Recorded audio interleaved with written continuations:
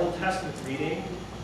On Mount Nebo, looking out over the Promised Land, his vigor was not abated, his eye was not dimmed. At 120, which was how old Abraham was when he died. So this is just a rendering of that, a picture of this. And here's Mount Nebo. So he's up above the north end of the Dead Sea, Jericho. And the Old Testament reading mentioned that, how the plains of Jericho, just across the way. Let's see what else we want. Naphtali was up in the Galilee region, so he was able to see this whole area. Probably he saw Mount Carmel, which you see how the coastline comes down and then it juts back out and comes down again. Where that little point that sticks out is where Mount Carmel is. I think that's modern day Haifa. That's a resort area in Israel. But that's where Mount Carmel was, and we're going to see that with Prophet Elijah, that story. Elijah, by the way, it's interesting to follow his travels. He was all over the place. He was up at Mount Carmel, then he went down to Mount Sinai, where Moses also had been. And then when he was about to be taken into heaven, it's interesting to trace his journeys in the Holy Land. He crosses over the Jordan by Jericho, so he's not far from Mount Nebo when this fiery chariot comes to take him to heaven. Here's a picture of the area of Mount Nebo, looking out, rugged area. There's the north end of the Dead Sea. Jordan River flowing in. Prophet Elijah, this is a famous icon of Elijah with him. Remember, God provided food in the wilderness for him, and bread. Just like with Moses, remember, God provided bread in the wilderness to feed the people. Here he's feeding his prophet. Elijah goes to Mount Sinai.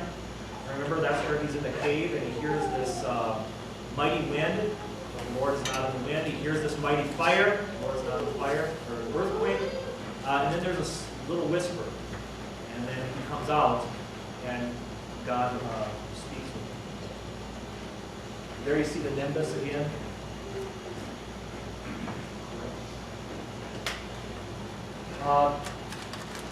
Like I said, Elijah's travels took him up to Carmel, down to Sinai, which would be down here. When he's traveling at the end of his life, it's interesting, he basically retraces the steps of the army under Joshua. So Joshua leads the people in, they attack Jericho, and that falls, and then they start moving north. Well, Elijah, when he's preparing to be taken, he comes south, basically through all those towns, crosses over the Jordan, and is taken up on the other side, so outside of the land. I like this picture also because it gives you a little sense of the geography. We've got this valley here, very nice valley. And then there's the hill country in the middle, so Jerusalem is right here, and that's up in these hills. And then it slowly descends down to the Mediterranean. So I like that picture. It gives us a sense of the layout of the land. It's usually, because Peter gave his confession at Caesarea Philippi, which is way up here, I think they usually claim it was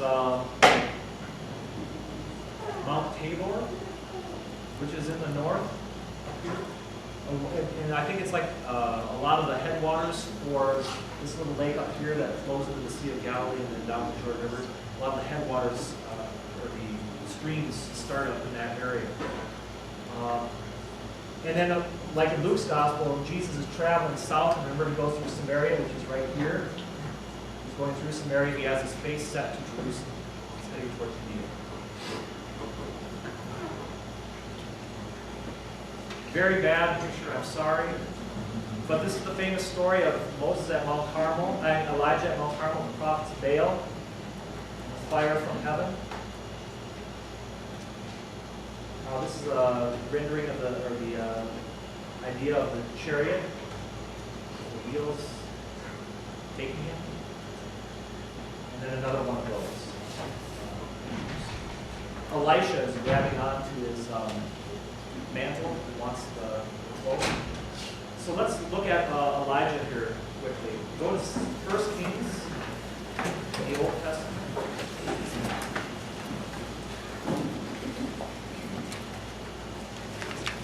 The end of the book, chapter 19, 18, chapter 18.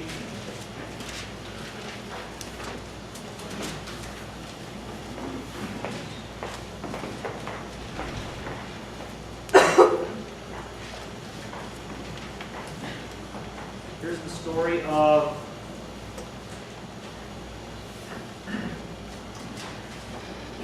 Elijah, prophets of Baal.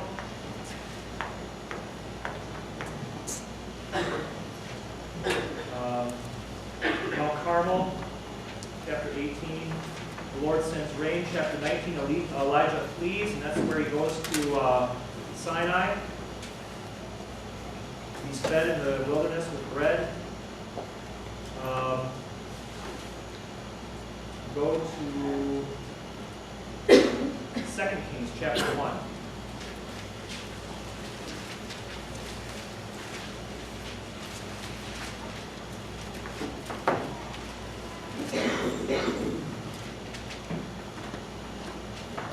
The king, Ahaziah, fell through the lattice and he was injured. And so he tells his people to go inquire from a false god. But the angel of the Lord, verse 3, chapter 1, said to Elijah the Tishbite, "Arise, go up to meet the messengers of the king of Samaria," king of Israel. Samaria is the capital city. "And say to them, is it because there is no God in Israel that you are going to inquire of Beelzebub, the god of Ekron? Now therefore, thus says the Lord, you shall not come down from the bed to which you have gone up from your injury, but you shall surely die." So Elijah went. The messengers returned to the king and said to them, "Why have you returned?" They said, "There came a man to meet us and said to us, go back to the king who sent you and say to him, thus says the Lord, is it because there is no God in Israel that you are sending to inquire of Beelzebub, the god of Ekron? Therefore you shall not come down from the bed to which you have gone up, and you shall surely die." He said to them, "What kind of man was he who came to meet you and told you these things?" They answered, "He wore a garment of hair with a belt of leather around his waist." Sound familiar? Prophet's garb. John the Baptist also wore that. So they said, "It's Elijah the Tishbite." Then the king sent to him a captain of 50 men, and with his 50 he went up to Elijah. "O man of God," the king says, "come down." But Elijah said to the captain, "If I am a man of God, let fire come down from heaven like it had earlier on Mount Carmel for the sacrifices, and consume you and your 50." And it happened. A second time. And then a third time, the leader of the 50 asks Elijah, he says, "Have mercy on me." So Elijah doesn't call out fire from heaven. See that connection there with the story of Luke, where the disciples wanted to call down fire from heaven on that village in Samaria. And Jesus said, "No." He rebuked them because of his exodus. He was focused on his exodus, and he would suffer the fire of God's wrath for all people: Samaritans, Jews, Germans, Norwegians, all of us. Elijah taken to heaven. I mentioned to you how he, in a sense, backtracks. Joshua came into the land and up.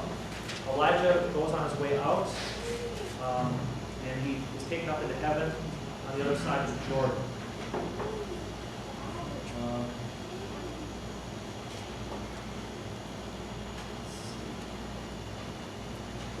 One interesting thing in Elijah's final journey there, he's always met by these students, basically, these sons of the prophets that come out and say, where are you going, Elijah? He says, "I must go on to the next place." And he eventually is taken up from all of them. Let's go to the Old Testament reading with Moses quickly here. Deuteronomy 34, the last